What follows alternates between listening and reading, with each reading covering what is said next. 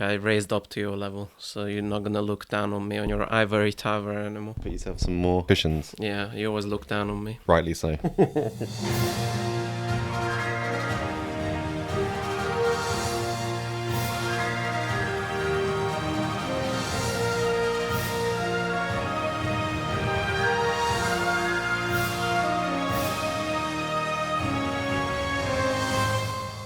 Hello and welcome to I Hate Your Movie. My name is Rick. I'm Dan. And this is a podcast where we recommend films to each other in the hope that we each like them, but probably not. Yeah, most likely. Most likely. This week was my pick, and I got Dan to watch Atomic Blonde, starring Charlize Theron. Came out in 2017, and Netflix is currently working on a sequel. Oh, really? Yeah. It wasn't on Netflix. It wasn't on Netflix originally. It went to the cinemas, made a massive $100 million Wow. on a $30 million budget. Those mid-level movies that you like so much. Yeah, well, this proves my point. Mm-hmm. And I've got more to say about that as well. I just don't want to get too much ahead of myself. Okay. What to do with this film? To do with... Okay, I'll get into it now.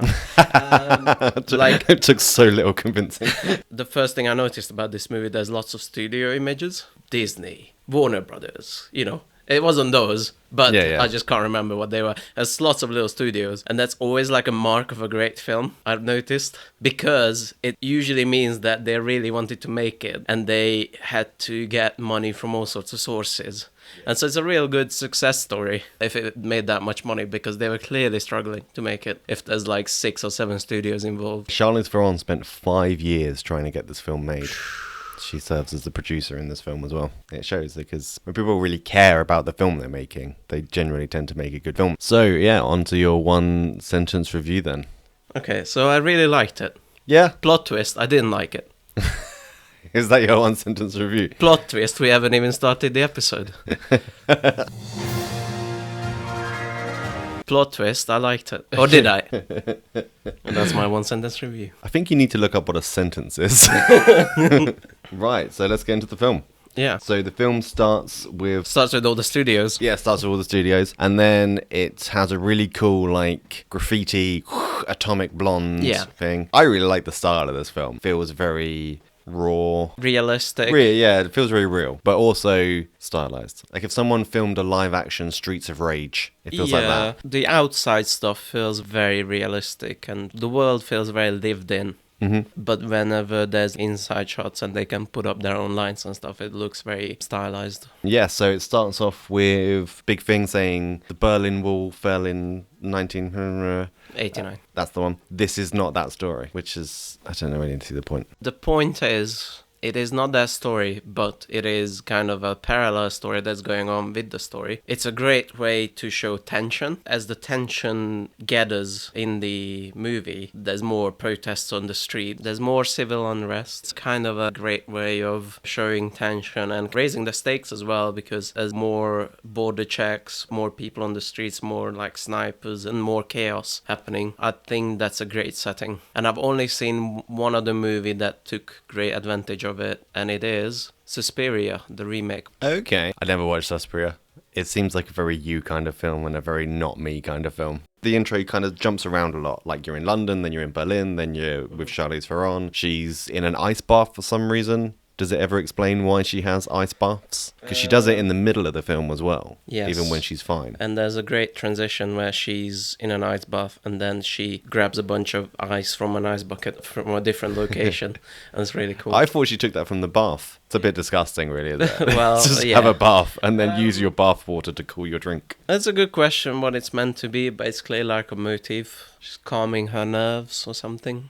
They always make sure that you see that she puts ice in it. She likes it cold. Yeah, she's a cold bitch. Because this is based on a graphic novel. The original graphic novel was called The Coldest City. I thought you were going to say the cold bitch. Okay. Yeah, so it jumps around a lot. So you're in London, then you're in Berlin, then she's in a room with 2 people and they're questioning her, like, what happened? The whole context and framework of this film is this flash forward of people questioning her on the adventure we're about to see. Smiling on the adventure. Yes, we're going on an adventure. She fights a dragon at one point. It's a very weird film. I want to see Atomic Blonde versus Dragon. Versus Smaug. The Hobbit versus Yeah. Atomic Blonde. I don't know, should I give away what my... Because I didn't say in the review what my actual thoughts on this movie is. No, we'll leave it for that. Okay. We'll go through it a little We'll bit. leave it for a surprise. Cool. So, yeah, now you start to meet everyone. Mm-hmm. The two guys, John Goodman and Small guy. Toby Jones. Yeah. Toby Jones and John Goodman are, one's the CIA, one's British intelligence. And then you see the flashback through their eyes. She went to Berlin and then she immediately gets attacked. Yes, the car scene at the very, very start. Yeah. So she gets picked up in the airport from two randoms. She goes to West Berlin, Yes. the more America-sided one. Yeah, cool car scene. Cool. Yeah. Yeah, cool action scene. Yeah, Yeah, it's really well shot, really well done. my favourite part of that is she beats everyone up and then there's a Porsche driving behind her, chasing them. Mm-hmm. And she beats up both of the guys. The action in this film is incredible, by the Yes. way. The fight scenes, the choreography. The same people that worked on this also worked on John Wick. Mm. The co-director of John Wick or John Wick 2, I can't remember, is the director of this film, and he's put a lot into kind of the action and to make it look cool, kind of like Extraction in a way. Yeah, yeah. It's like if you watch this and Extraction back to back, Extraction will stick out like a sore thumb. They tried to go for a similar thing, but they failed, kind of. Extraction miserably. failed. Extraction failed, yeah. Okay. Compared to this, like this is a movie that set out visual goals and achieved them, and Extraction is set out visual goals and And put an orange filter over the Yeah. camera. Yeah, so the car crashes. I think this is one of my favourite parts of the film, is like her shoe is on the ground and James McAvoy picks it up and goes, "Look, are you okay?" And just like she shoots at him. He's Yeah. like, "Whoa, what the fuck?" yeah. No, I have your shoe. It's really cool. But you also meet him a little bit before, I think, in the description, and he's like the guy in Berlin. He runs the show over there, and he kind of lost the plot a little bit. He's doing drugs and drinking loads and partying on both sides of the wall Yeah. with various different insurgents and Yeah, mostly youths. punks and Yeah. anarchists. He's got a really famous bit in the film where he's selling people. I don't know if it was like kind of like some prohibition thing on the west side of the wall. But Must have been, yeah. yeah, he's selling alcohol and drugs, and he doesn't take money for this stuff. He takes information. Yes. That's his payment method, is information on what's Yes. happening in West Berlin, which is a cool concept. Yeah.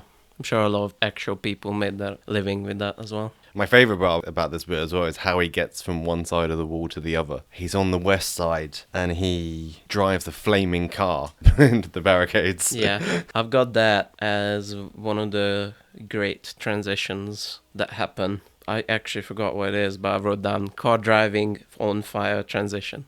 Okay. It must have been great because I wrote it down. And he has this really like Indiana Jones moment. So he crashes the car into the wall, and then while everyone's distracted, he jumps under the thing so he can walk underneath the wall, but then takes the time to open it up, throw his hat back, and close the grate again.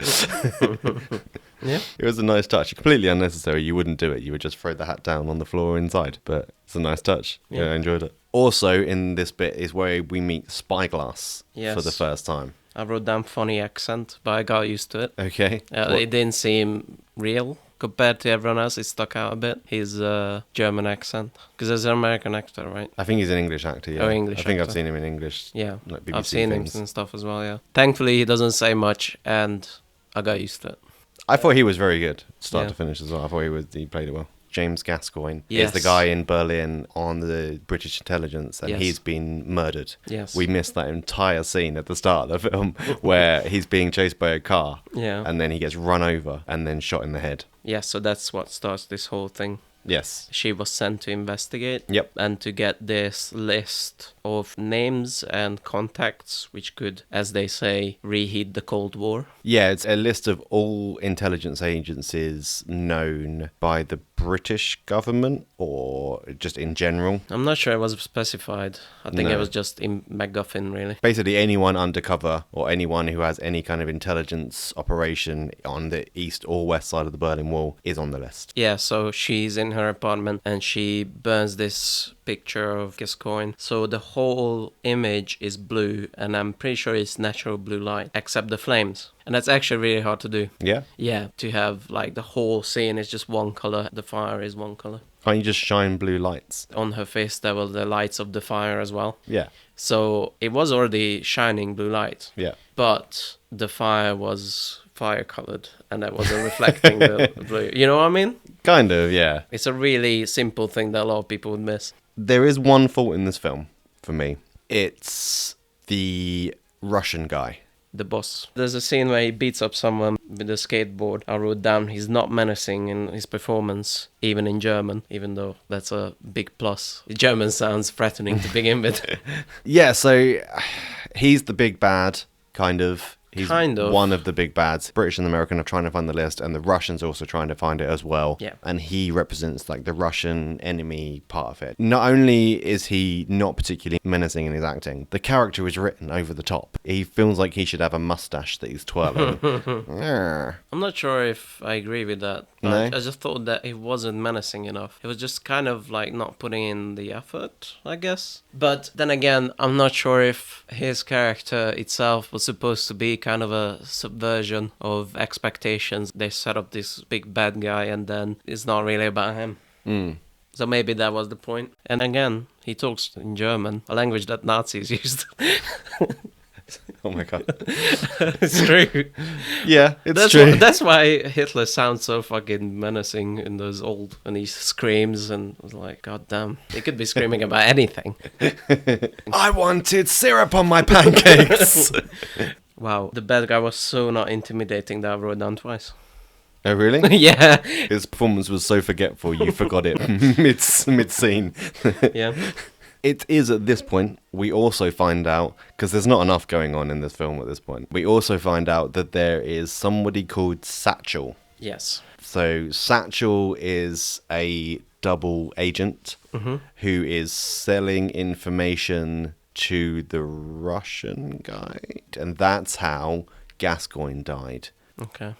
I trust you on that. I admittedly got very confused, especially by the end of this story. Yeah, there was a lot going on. Yeah. But there's weirdly a lot going on and not much going on at the same time. We'll get into that later. Yeah, so Satchel is the leak of the information, and it's Charlize Theron's mission not only to get the information back from wherever it is, but also worm out this Satchel person. Okay. And then it starts getting good. Like, you've been dumped all of this information, all of the cast is now introduced, you know who's who, you know what they're against, and now we can start with the action. Mm-hmm.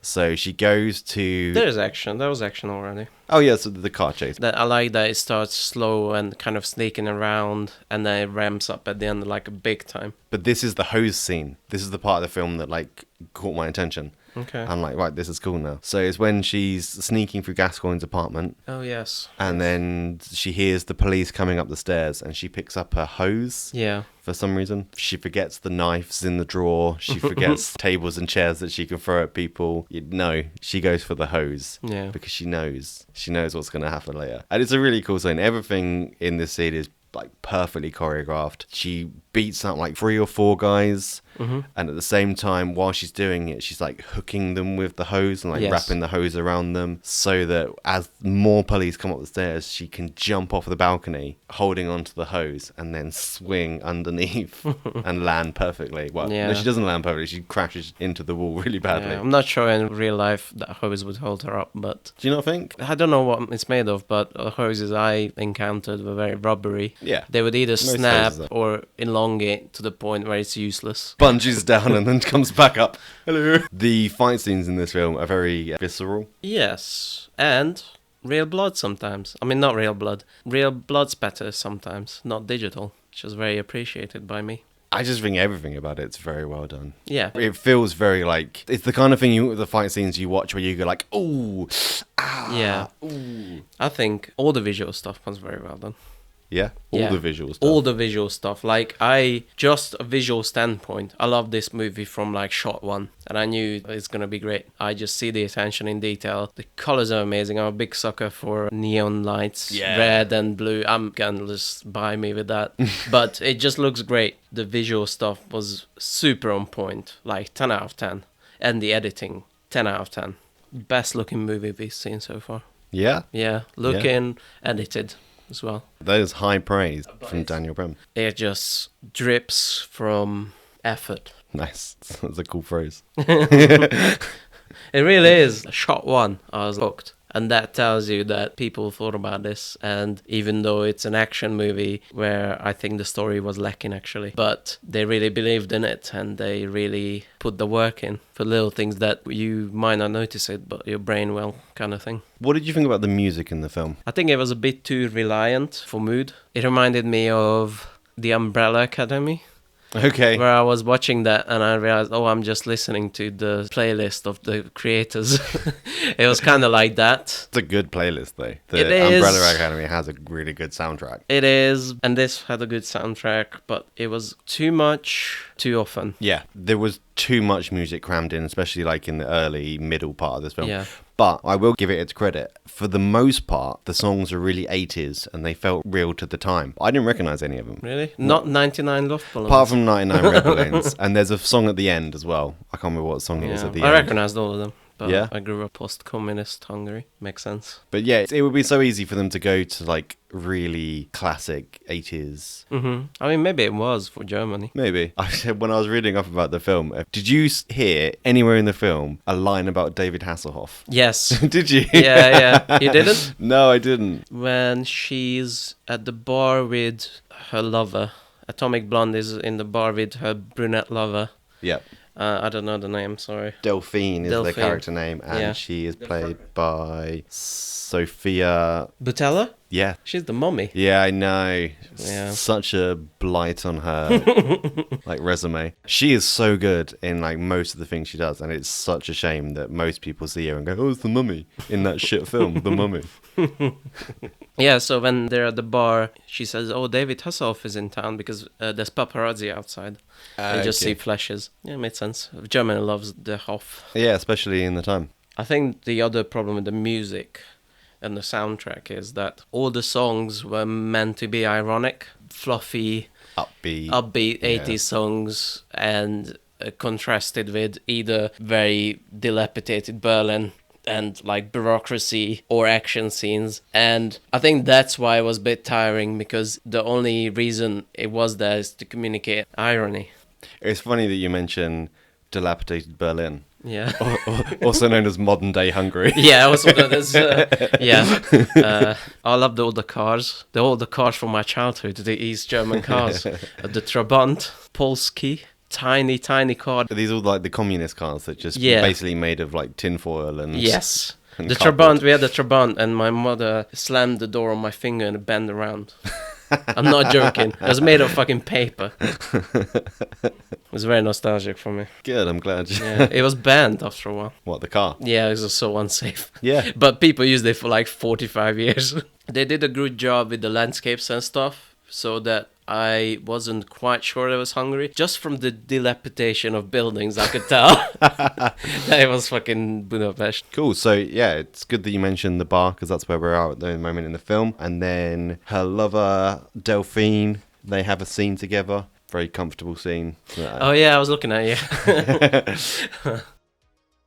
Boobs. Good boobs. Good boobs.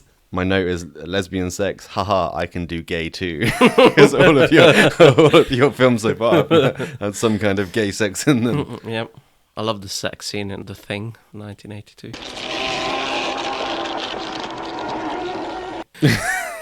I was genuinely trying to remember that then. And then, yeah, so it goes back to kind of the spy thriller at this point. So you've had your action scenes and it's going back to the plan. So the plan is to get Spyglass and his family out of the city because he has memorized all the names on the list. Yes. Which didn't really work for me because the second he said that he's memorized the list, they surely would just murder him. He is a huge liability to all intelligence forces. Yeah, but they didn't have the real list, as far as they Yeah, but they know who's on the real list, surely. Because No, they don't. So they who won't. made the list? I don't know. But they wanted the list back. And that's the only way they're gonna get the list. Because they thought the Russians had it. I think that was the idea there. Yeah, but then who made... Then what? To be fair, I was really confused with the story. It just got worse and worse as the movie went along. I thought it was a list of... No, because she's on it in the end, isn't she? Because the list has who is Satchel on it. whose satchel is on Yeah, it. there's one shot where you see quick shots of the list, and someone's looking through like a microscope or something. Yeah. One of the names were Merkel. Like, I don't know if someone put that in there for like to spite the previous chancellor of Germany. Yeah, they're trying to get his family out of East Germany, and they hatch a plan with Percival. She doesn't want Percival involved. He wants to be involved. And then what I really liked here is Bill Skarsgård is in it. The guy, Yeah, the youth- Pennywise. Yes. Yeah. I looked at the list, be like, no, that's not his name in this film. Yeah, he's leader of like something. He makes passports for people. Yeah, I was thinking he's more like the wolf from Pulp Fiction. He's like the fixer. Yeah, He's the guy who knows how to get stuff. And very underused. Yeah. I like Bill Skarsgård. He's a very, very good actor. well, to be fair, there's not much room for any more celebrities in this film. It's full of celebrities. Which is impressive, given that it only cost 30 million to make the whole thing. Yeah. People must have done this for cheap. Yes, this is a really cool scene as well. So they're getting the family out. They've separated Spyglass from his family, and they walk into a crowd of protesters. Yes. The Berlin Wall is finally going down. Is it going down at this point? I think It will after this, yeah. Yeah. Spoiler alert. There's one scene, I'm 100% sure it's before this, where Atomic Blonde has to go from West to East Germany. And Yes. she goes through the typical border crossing. Yeah. And she gets followed by the Russians. And there's an action scene. Yes, there is. Yeah, they go into the movie. They're going to Stalker, the Russian, Soviet, apparently great movie. I've never seen it. There's one thing that I noted, which is they go behind the screen, Yeah. which is an amazing visual. I loved it, but I don't think that works like that. I think for projection, you need like a solid black thing on there. Otherwise, No, because it used to be back projection. There used to be a projector behind the screen, projecting it onto the screen, and you would watch it from that side. It's only later they put the projector behind the people who are sitting there. But the problem with that scene is that their shadows aren't on the wall. That's what I was thinking. And also, I don't think, or I don't remember if their bodies and clothes reflected as well. Anyway, it looked great. So, you know, it's just a little nitpick for me. Yeah. My note for this is cinema ladder fight, keys in face. Yeah.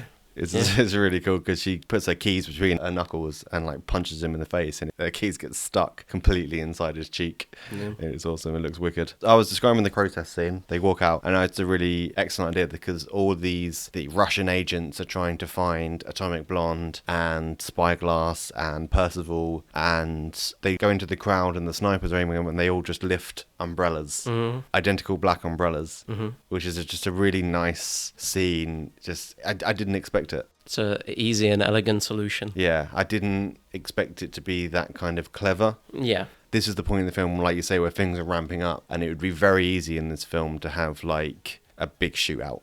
Yeah. Or the Russians come down the street and start attacking protesters, something really heavy-handed, and that's what most films would have done, and it didn't do that. Yeah. wasn't surprised by that because I was already sold on the movie just based on the visuals and how clever it was. I was sold on the movie, but I think there's a place for either. You know, I think if that had happened, it would have made the film worse, but it still wouldn't have made it a bad film. Maybe budget and also like artistic reasons. They preferred the kind of close quarters, small combat, hand-to-hand kind of stuff rather than the mass panic.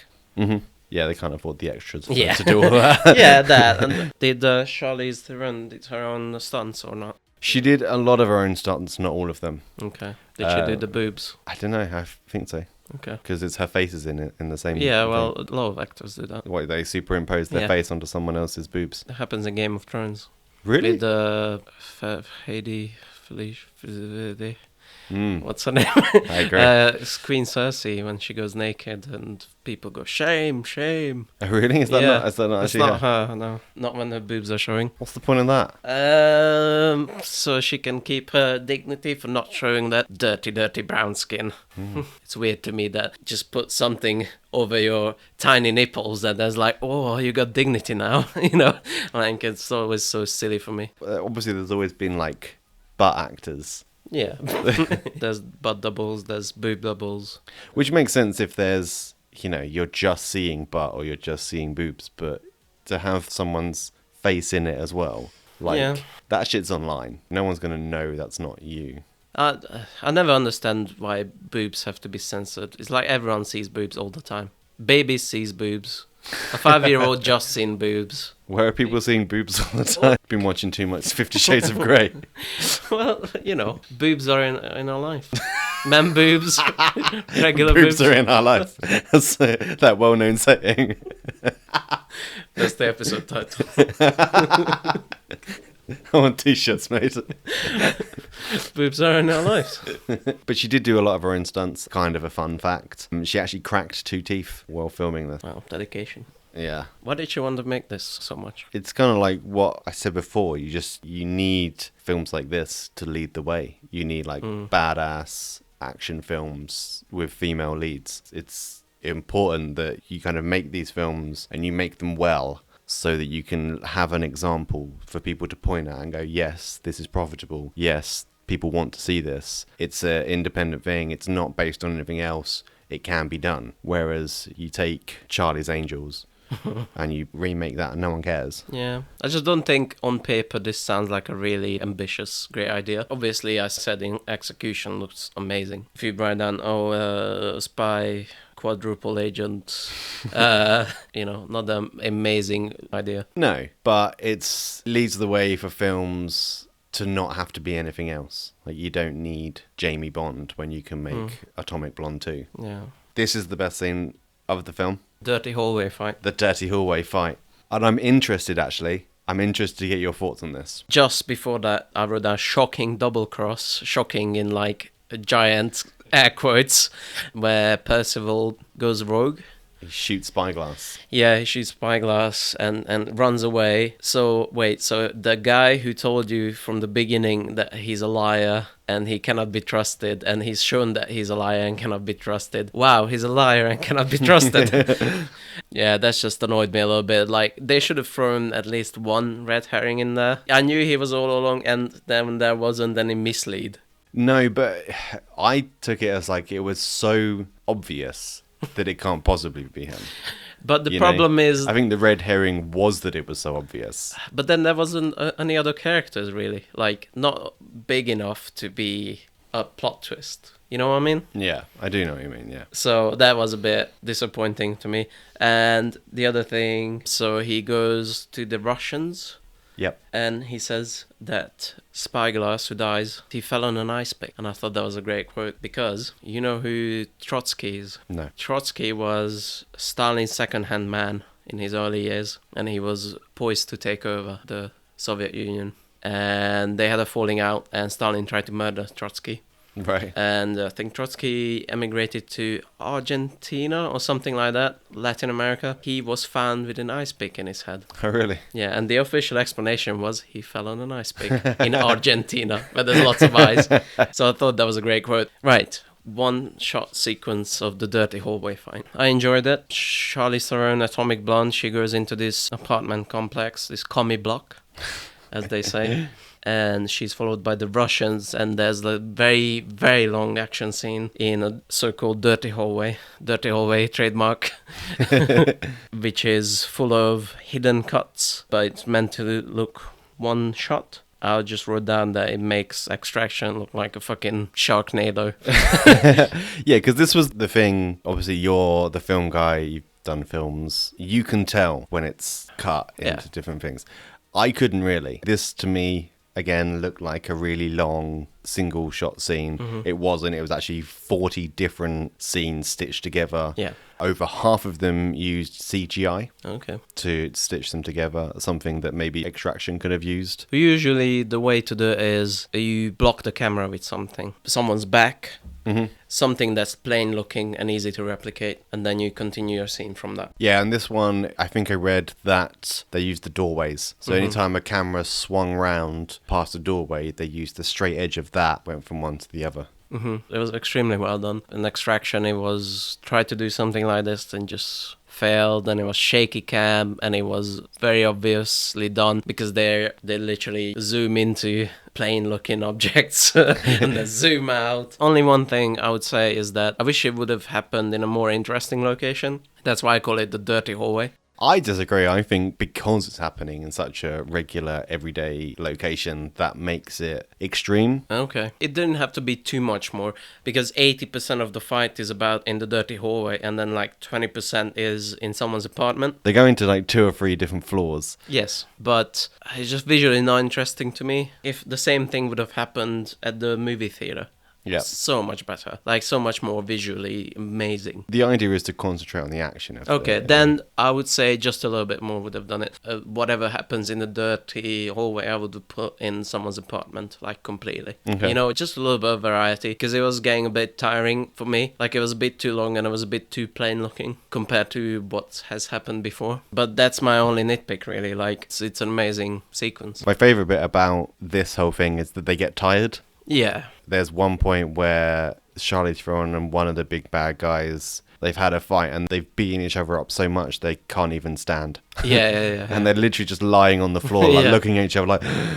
Yeah, Charlize Theron puts in one more big punch with a toaster or something. Yeah. And then she just falls on the floor, like, through the inertia, and just, like, lies there for a bit. Yeah, that was great. Goes into that thing again where action movies really need this, where, like, the main character gets tired and hurt and needs to, like, overcome something instead of just badass. Yeah. Because badass. I've been shot in the leg, but I'm still going to run Yeah. towards this helicopter. So yeah, the fight scene goes on. She doesn't jump out of any windows this time. Spyglass gets shot, Yeah. and that's why they go into the building to try and rescue him. And they escape the building and jump into a car. And A it's police car, doesn't it? Yes. Yeah.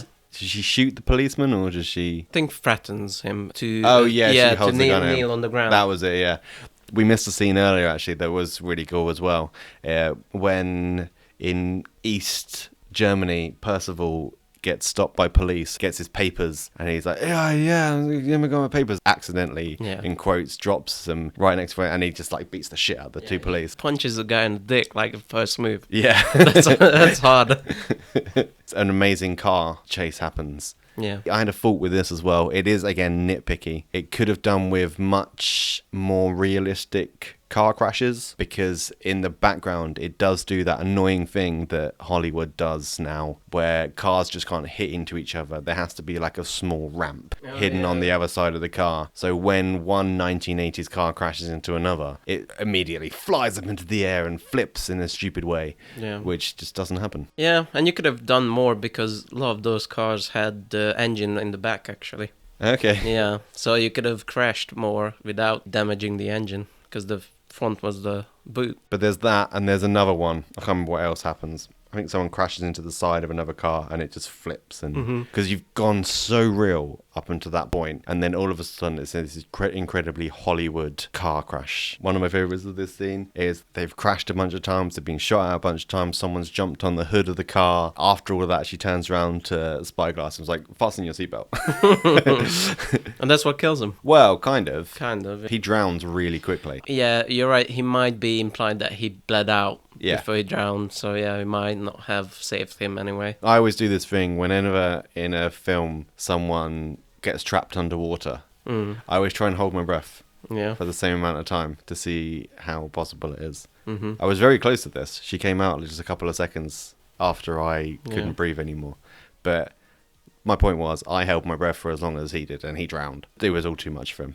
You know, he'd been shot, he'd been in a car accident, he was underwater, and that was the end of it. So then she gets out.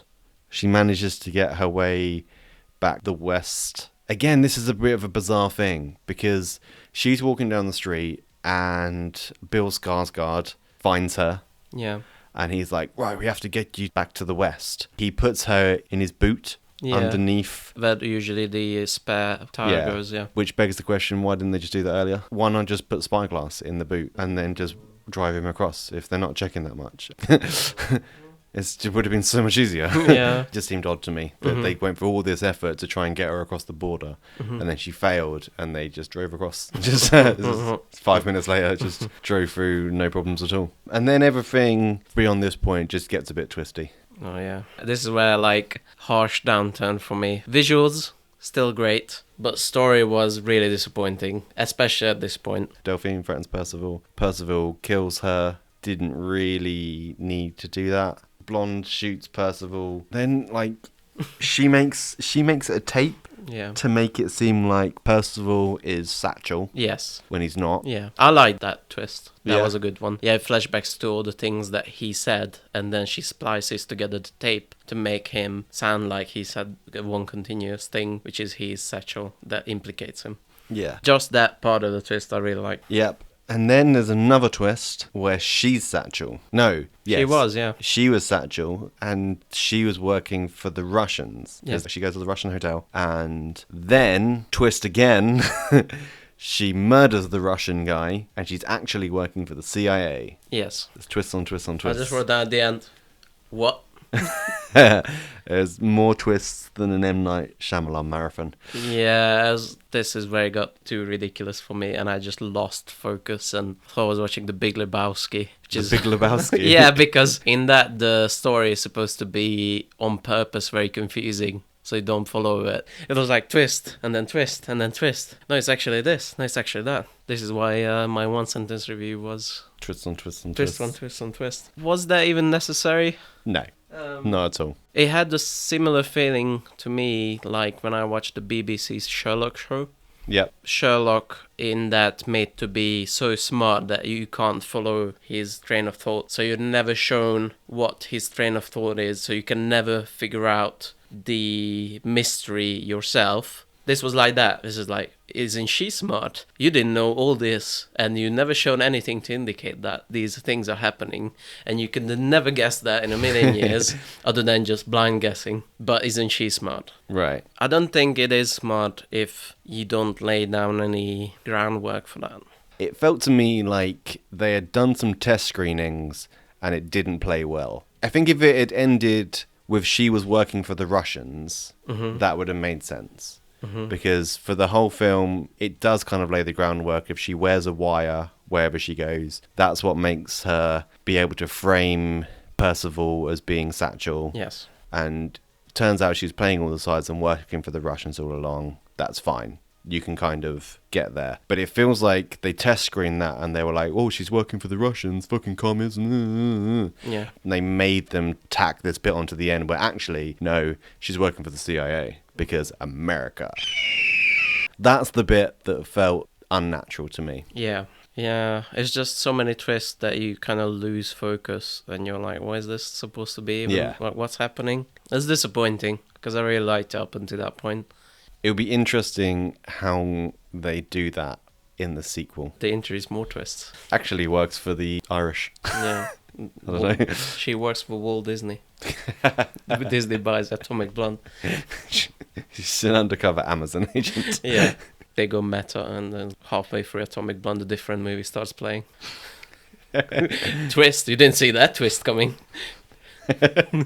Halfway through, Charlize Theron just takes off her face and it's a mask. She's actually Gary Busey underneath. It's Gary Busey, but she has the same hair. She already does. Yeah, that's what I'm saying. The hair doesn't change, it's just the mask. That was the tip off. That it's actually That's what they were nodding to all along. Yeah.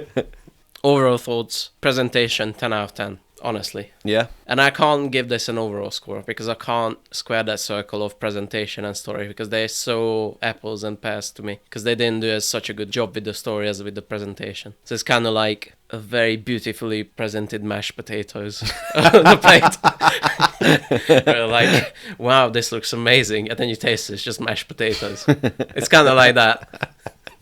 That's a fantastic analogy. It's very disappointing because I love the visuals. It carried so much for me. I was with it and I was with it, and at the end, I'm like, Well, I recommended it, so I really enjoyed this film. I think it is a big step forward in female-led action films. yeah. It's a big step that, unfortunately, no one's really followed up. No, I think what's more important is what you said, is that it's a mid-budget movie that the creators clearly believed in and put the work in, and then it made its money back. So I think that's also a takeaway that Hollywood should take. Yeah, a weird thing that I was going to mention. So I looked up who made this movie, and yeah, John Wick, director and cinematographer. Yep. Also made Deadpool 2. Apparently so. Atomic Blonde has a beautiful color palette of reds and blues and neon and it's just beautiful all around. And Deadpool 2 has the color palette of a muddy pond and concrete.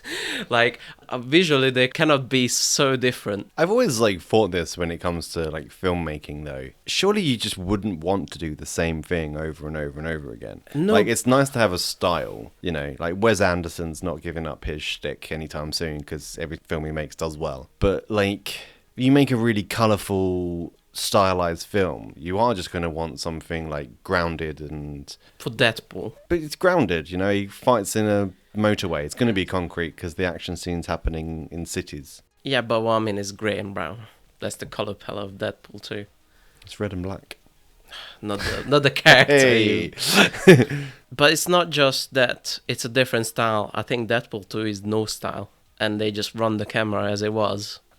You know, feels like they just did that for the money. I went down the rabbit hole because I wanted to find out who has this vision, and I didn't find anyone. So it must have been this director. So it's very weird to me that the directors and the cinematographers and the editors, who clearly done a great job, their IMDb is so hit and miss, and their career is so hit and miss. If they put in as much effort as they put into this movie, None of those people have 100% control. this movie should have had the least amount of control because it was clearly not high budget. If it was like budget to how it should look, how much freedom they have ratio, then this movie should have looked the worst and Deadpool would have looked the best. But it's the exact opposite. Yeah, I see what you mean. I'm going to leave this, I think we're ending now, with a fun fact. Do you know why James McAvoy is wearing a cast for some of the film? Is that because he punched that guy in the nuts? And No. okay. No, it's because while filming Split, he broke his hand Oh.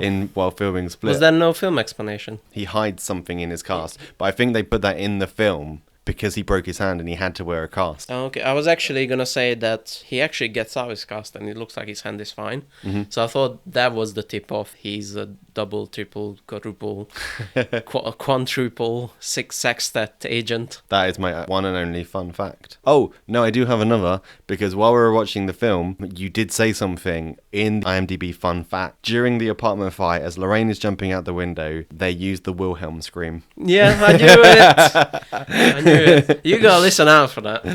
No. Yeah. Awesome. Great movie. Great movie. So, glad you liked it. Mm. It was another win for the me category. Yeah, we gotta rename this fucking podcast. What is next up on our watch list? Okay, so, I kept this secret from you. I don't know why. It's not like a big reveal or anything. But, Drum roll. yeah, we talked about Inception a lot, as it is. God. It is our favorite movie of all time. Are we not watching Inception, are we? We talked about Inception a lot, because it is our favorite movie of all time. I think up until now we haven't mentioned Inception in this. And not in this, but, So now we've continued the trend of. it is in our contract. We have to say Inception once a podcast. So, cut this out. So I was thinking we watch Oh, he's got it right. Anime Inception. Anime Inception. All right, so I am now holding a Blu-ray of a film called Paprika Yeah. from Satoshi Kon, the director of Perfect Blue and Tokyo Godfathers. What in the fuck is this? So, apparently this was Inception's Inception? We're going down. You know what I mean? It's like apparently Inception's conception. Inception's conception. We got a title for that one now. Yeah, apparently this was big inspiration with Christopher Nolan to make Inception, and it is extremely similar, except one notable thing is that It's animated. it's animated. It's an anime. One big difference, in my opinion, is that in Inception, barely anything creative happens. And this is actually fucking weird as shit. And dreams and weird characters and weird stuff happens. Have you seen this then? I haven't seen this in a really long time. Okay. So every movie that we've seen up until now, I was pretty much on top of all those. And I'm not on top of this. Okay. I remember liking it, and I remember being very confused about it. So I don't actually know how I'm gonna like this It'll be movie. a treat for both of us. Yeah. Okay. Can we get into our new segment? What's our new segment? Our new segment is I want to talk about Succession, but I don't actually recommend it to you. One eternity later. I'm not a fan of I want to talk about Succession segment, I've got to say. Right. Cool. Well, thank you for listening. Thank you for listening. Charles. Share, like, and subscribe.